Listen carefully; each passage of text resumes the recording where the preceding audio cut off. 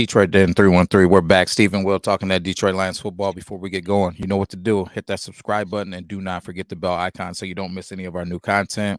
Steve, lay it on the people, man. William, what are the chances that Brodric Martin sees a football field more regularly this season? 100%. 100%. He's guaranteed 100%. to play. How much?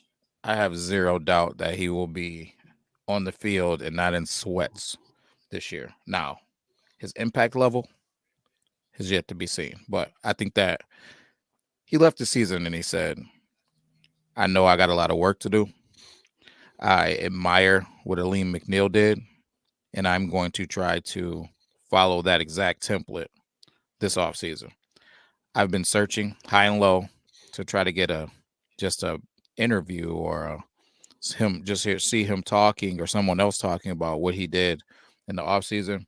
I haven't seen that, but I did see that he got engaged, and in those engagement pictures, he looks leaner. He looks like he's in shape. Considering he's a big man. Like if you're looking for a guy with abs, that's not what you're gonna see. that's not what you're gonna get out of the guy. That's not gonna see it here either. If I'm being honest with you. Same here. But those days are behind both of us, I think. But that said, he looks like he's been putting in some work. But I couldn't find anything. I was trying, like I said, to see what he's been doing this offseason. I know it'll come out, so I'm looking forward to that. But I take him at his word. Even coming out of Western Kentucky, it was said that he is a guy that is a hard worker, and he's a guy who hustles, man. He runs to the ball. He's athletic. So that combined with Coach Williams from your Tennessee Titans, I think that it's a recipe for him to take a step forward. Yeah, you don't think that he'll be dressed? Well, how you feel about it? I hope he is. So here's another question. Do you think that that's what the problem was last year? Was it his physique, or was it the technique? Was it a combination of both? Was he just a little too big and now he's slimmed down and we're going to be okay and at least see him more? But for me, I've said before, I don't like projects. I don't like projects when we're a team with big aspirations. Like we're talking Super Bowl. We need all hands on deck. We need all 53. If you're putting pads on, I need you to be productive. I need you to at least be able to be ready to step into a role. Last year, Brodric Martin wasn't ready. Now I remember where we sit for Lions games. I'm right next to the tunnel. When this guy walks out, he's noticeable. Without pads on. Yeah, without pads on. That's the problem, is like this is first guy off the bus. We're talking a man who's like 6'5", 330. Like this is a big man. Steve, if he could figure out football, it's a wrap. It's a problem, man. It's a problem. I think a guy that you love, Jeffrey Simmons, right? He's 300 pounds. Right. We're talking about somebody that's dominant. Quentin Williams, 6'3", 303, right? Another guy that you love, I also love this guy, Deron Payne, a guy that gets sacks from the defensive tackle position, 6'3", 220, right? Brodric Martin. You mean 320? Did I say 220? Yeah. Yeah, 320. I apologize. I was gonna say, "Ooh, that's a lean defensive tackle." a little light in the butt. Yeah, no, 6'3", 320. I apologize. Thank you. And he's quick and he can move and he's a beast, man. The little tape that you can get out of Brodric Martin out of Western Kentucky, you see that guy running around the field. He's running east and west. He's running place down. So he's athletic. I don't think that he was flexible. He played the game high. So that's what I hope that he did this offseason. He got bendy, as they say. He got leaner. He got a better motor, right, and better physical condition. And he's ready to play down in and down out if asked. And I don't think that we're in a situation where that's what he would need to do, because I don't think that he starts over DJ Reader or Aleem McNeil.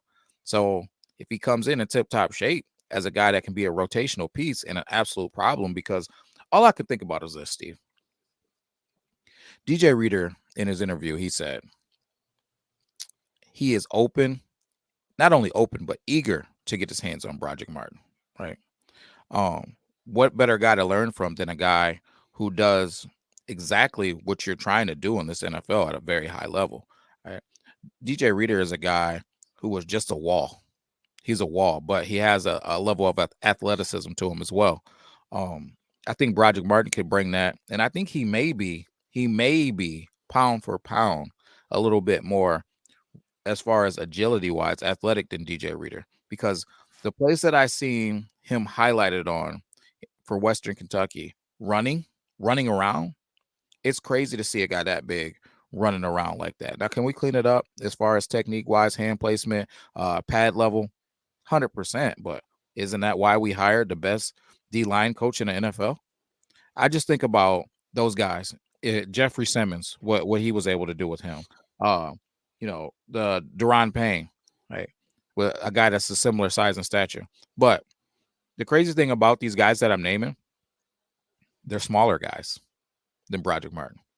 If we're living in a world to where we're in the red zone and Brodric Martin is tough and he's next to DJ Reader, who's next to Aiden Hutchinson, who's next to a Kaminsky or a Pascal. Because listen, say what you want about their pass rush, you ain't running the ball at them boys. You ain't running the ball at them too. So it makes you one-dimensional. Yeah, period, man. So if we get into a red zone and that's the front that you're going up against, thoughts and prayers, man. It's we took a run defense that was already solid and we enhanced it. Now, let Brodric Martin offer anything and from a pass rush standpoint. Steve, again, we're talking about three guys that can be an absolute problem because they can rotate. You can rotate Brodric Martin, DJ Reader, right, and Aleem McNeil. Again, thoughts and prayers. Brad Holmes says it all the time. We want to have depth at every single position on the football field. This is another situation to where if Brodric Martin takes a step forward, it's going to be very solid. If he takes 2 steps forward, it's a problem. It's a problem. So that said, I know you said that you hate projects, but I feel like projects are equivalent to, and I don't know what Brad Holmes' background is as far as what he went to school for. I would imagine that it's probably finance though, because he often talks about these players as assets. So he talks about uh acquiring assets. And I think that when you're trying to acquire things in business, people, they're not going to give you things of high value for pennies on a dollar. You got to find things that you see the future value in, and you say, like, listen, this is a guy that is a starter in the NFL, but his play just hasn't reflected that. But I see all the traits, and I think that that's obviously why they picked up Brodric Martin and they were so excited about him. If he plays up to those traits, we are going to get a guy that is a starting caliber, if not could be a all Pro Bowl caliber guy. And I'm not saying that that's what he is, but I'm saying that the traits are there. He's bigger than all the guys that I named who are dominant. He's got a motor and an ability to run, right? Can you is getting bendy a thing, right? Can you become more flexible? Absolutely you can. Absolutely you can. That's something that you can work on. Can you work on technique and pad level? Absolutely, those are things that you can work on. You can't work on being 6'5", 330 pounds. God says you're either going to be that or you're not, right? So you know what I mean? So that's I'm what a product of that. Yeah, right, man. Same here, man. Same here. So I'm like, hey, man, if he really takes a step forward, we're gonna be scary, man. Scary. Yeah, God looked at me and said, "You're more suited for 6'2", 230. That's just where you are, son." I think the Lord said that both of us were more suited for podcasting. Yeah, absolutely. Hey, you guys could be the best podcasters. You're not going to be Pro Bowlers of the NFL. When I look at Brodric Martin, what do I need to see this year? What would be growth in my eyes is just getting on a field more than 2 games a year. If that's 3 games, I guess. About to say, so 3 games, you're good. It's technically growth. Do I want to see more? Yeah, I'm looking for at least double-digit games where he at least plays. Do I need him to go out and get at least a sack? No. I just need to see that they're putting the confidence in him to at least say, you're putting pads on this week. We're going to put you in the game. Maybe it's 3rd and 1 and we need you to just be a wall. Just don't get moved by the offensive line. Just be an absolute wall. That's growth. Now, do I think he's going to go from playing only 2 or 3 games like he did last year to Pro Bowl? Absolutely not. That would be insanity for me to think that. I don't even know if he's Pro Bowl caliber when he's at his best in the NFL. Like he's a project. That's what Brad Holmes said. There's a lot of offensive linemen who are smaller and more skilled, like they know how to use leverage. Look at Jason Kelsey. He's not the most physically demanding guy in the world, but he's been one of the best centers in the NFL the last 10 years because he knows how to put his body in certain positions and he knows how to use his leverage. That's literally the key to being an offensive line. I just need to see Brodric at least put pads on, at least walking onto a football field. I don't need him making 5-6 tackles a game. Just show me that Brad and Dan see something this year that they're comfortable at least putting you on a football field. Yeah, I want to see. I'm with you. I just want to see a little bit more than that.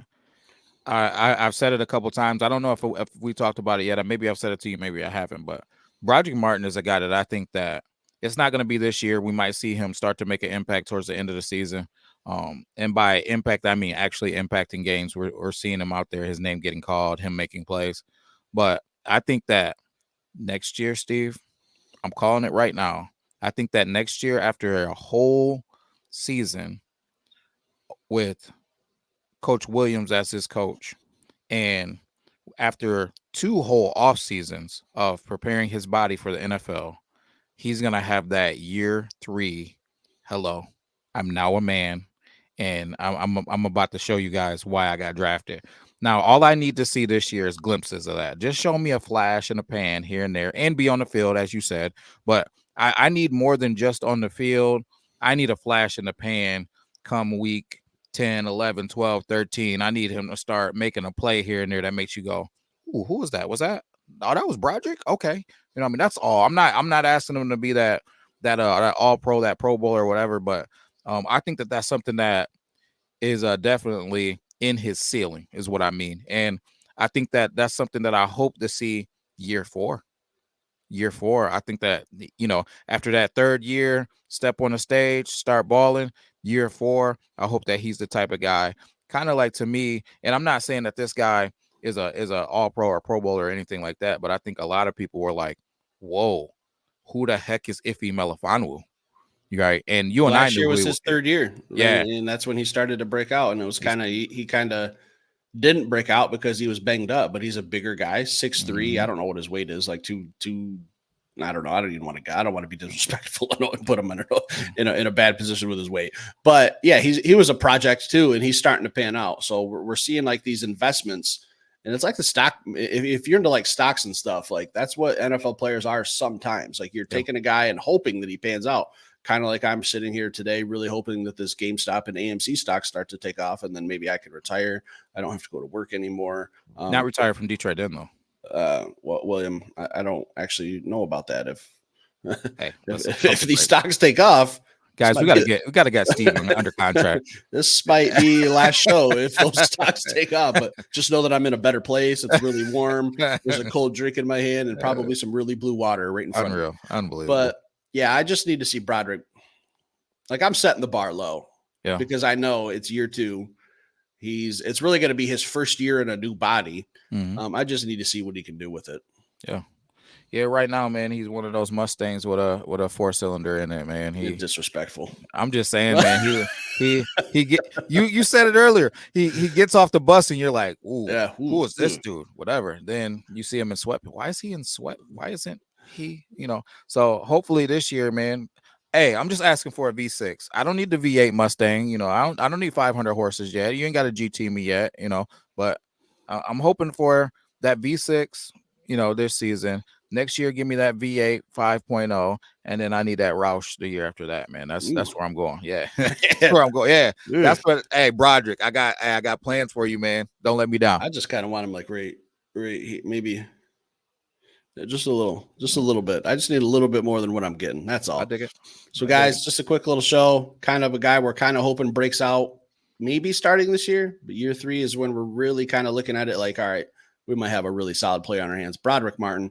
Leave some comments down below. Hit that like button. If you're new here, stick around, subscribe. We'll be back later with another show. Peace.